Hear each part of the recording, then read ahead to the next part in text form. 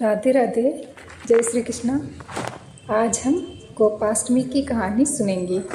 कार्तिक शुक्ल पक्ष की अष्टमी को गोपाष्टमी का त्यौहार मनाया जाता है।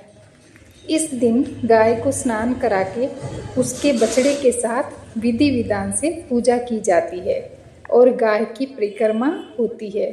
गोपाष्टमी के दिन गाय के चरणों की धूल को अपने मस्तक पर लगाने से भगवान श्री कृष्ण प्रसन्न होते हैं तथा अखंड सौभाग्य का वरदान देते हैं। गोपाष्टमी की जो कथा है वो इस तरह है कि प्राचीन काल में जब भगवान श्री कृष्ण 6 वर्ष के थे तब वह यशोदा से कहने लगे, माँ मैं बड़ा हो गया हूँ, अब मैं गाय चराने नहीं जाऊँगा। तो यशोदा ने ये कहकर बात टाल दी कि एक बार अपने बाबा से पूछ लो। इस पर भगवान श्री कृष्ण नंद बाबा से जाकर कहने लगे, बाबा बाबा अब मैं बछड़े नहीं बल्कि गाय चराऊंगा।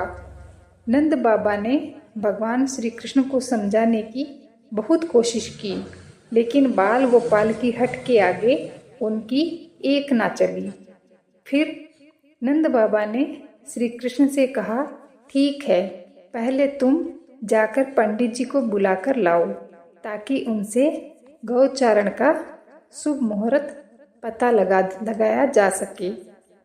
भगवान श्री कृष्ण दौड़े दौड़े पंडित जी के पास गए और एक ही सांस में बोले, पंडित जी आपको नंद बाबा ने गोचारण का मुहूर्त देखने के लिए बुलाया है।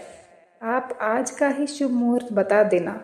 अगर मेरे कहे अनुसार करा तो मैं आपको खूब माखन मिश्री लाकर दूंगा। पंडित जी भगवान श्री कृष्ण की बात सुनकर मुस्कुरा दिए और नंद बाबा के पास गए और पंचांग देखकर गणना करने लगे। नंद बाबा पूछते हैं, पंडित जी क्या बात है, बार बार क्या गिनती कर रहे हो?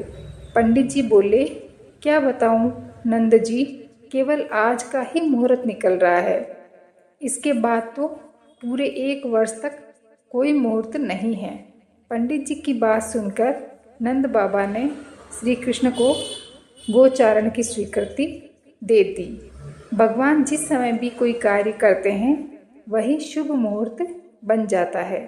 उसी दिन से भगवान श्री कृष्ण ने गोचारण का कार्य शुरू कर दिया और वह शुभ तिथि कार्तिक मास के शुक्ल पक्ष की अष्टमी थी। इसी वजह से इस तिथि को गोपाष्टमी के नाम से जाना जाने लगा। इस दिन कामधेनु गौ ने भगवान श्री कृष्ण का अभिषेक किया था और भगवान श्री कृष्ण गोविंद कहलाए। कहानी अच्छी लगी हो तो प्लीज़ चैनल को लाइक करें, शेयर करें, सब्सक्राइब करें। धन्यवाद।